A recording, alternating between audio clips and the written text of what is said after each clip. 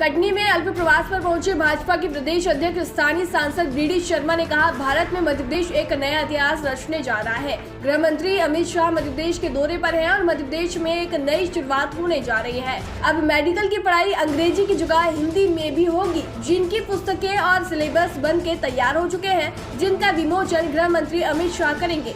Medical छात्र जो doctor की पढ़ाई से वंचित रह जाते हैं, उन्हें इसका लाभ मिल सकेगा। तो वहीं पत्रकारों के सवाल पर अवैध रेत उत्खनन करने वालों के ऊपर कड़ी कार्रवाई करने की बात कही है। अवैध कार्य करने वालों और देश से गद्दारी करने वाले सकीचों में जाएंगे। इसके साथ ही नवीन बने जिला अध्यक्ष के संगठन का विस्तार जल्द से जल्द करने की बात कही। इतिहास बनने वाला है। ये भारत के लोकप्रिय गृह मंत्री, सशक्त और ताकतवर नेता माननीय अमित शाह जी मध्य प्रदेश के दौरे पर हैं। कल भोपाल के अंदर मेडिकल की पढ़ाई भारत के इतिहास में आज़ादी के 75 वर्षों में अंग्रेजी माध्यम को विदा करके एक नई शुरुआत हो रही है। कि मध्य प्रदेश की सरकार नई शिक्षा नीति में इतिहास बना करके मेडिकल की पढ़ाई हिंदी में प्रारंभ होगी। उनकी पुस्तकें, उनके सिलेबस जो बनकर के तैयार हुए, उनका विमोचन और उसकी शुरुआत देश के गृह मंत्री अमित शाह जी करेंगे।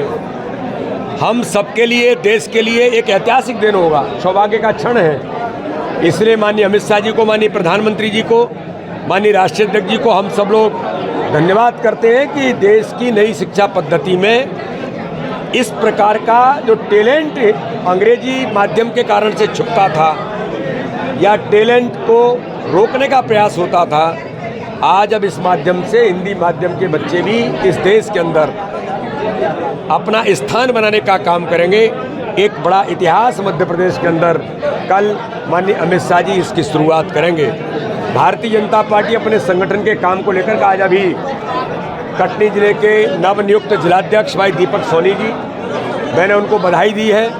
उनके नेतृत्व में जो काम मध्य प्रदेश के कटनी जिले के अंदर जो पहले संगठन ने खड़ा किया है, उस काम को और गति देकर 4 नए पैरामीटर्स नए खड़े करते हुए कटनी के काम को गति देना, काम का विस्तार और काम के सुदृढ़ीकरण में उनके नेतृत्व में महत्वपूर्ण भूमिका बनेगी और पूरे संगठन कटनी का एक सामूहिकता के आधार पर काम करेगा। इस दिशा में हम सब लोग अपने काम के सुदृढ़ीकरण की योजना बना करके भी आगे बढ़ रहे हैं। अध्यक्ष जी, मुख्यमंत्री जी नशे के खिलाफ जिस तरह अभियान चला रहे हैं, इस तरह रेत माफिया के खिलाफ अभियान क्यों नहीं चला रहे? मुख्यमंत्री जी, भारतीय जनता पार्टी की सरकार अवैध कुछ भी हो तो सबके खिलाफ अभियान है। चाहे वो नशा मुक्ति को लेकर के नशे के खिलाफ अभियान चल रहा है, तो अवैध तौर पर काम करने वाला, चाहे जो आप रेत का कह रहे हैं, किसी का भी कह रहे हैं, कोई भी नहीं बच सकता। अवैध किसी प्रकार की चीज़ें भारतीय जनता पार्टी की सरकार है, ये स्वीकार नहीं हो सकती। अगर कोई अवैध कर रहा है तो उसके खिलाफ कार्रवाई जरूर होगी। पिछले नगर निगम चुनाव में कटनी से प्रवीण कुमार पाराशर की रिपोर्ट।